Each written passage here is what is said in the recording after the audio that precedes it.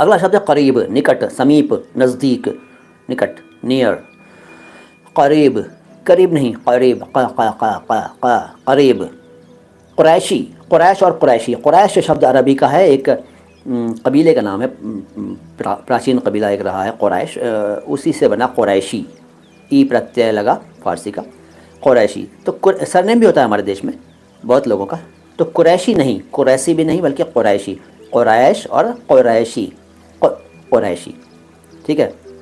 अच्छा जी, इसके बाद एक शब्द है किस्त, इसको ले चुका हूँ काका वाले वीडियो में, लेकिन जल्दी से लेता हूँ। किस्त है, किस्त, इंस्टॉलमेंट, इंस्टॉलमेंट। इसको एक चल पड़ा है किश्त, हिंदी में चलता है किश्त, बिल्कुल गलत चलता है, यस, किश्त बिल्कुल गलत है। किश्त का बता चुका हूँ, किश्त का मतलब होता है खेती, किश्त का मतलब होता है खेती। ये शब्द है किस्त, का के नीचे नुक्ता और स, श नहीं। अब देखो, वैसे तो कुछ लोग कहते हैं कि मुझे श नहीं बोला जा रहा, लेकिन किस्त को किश्त कर देते हैं, वहाँ श बोल देते हैं।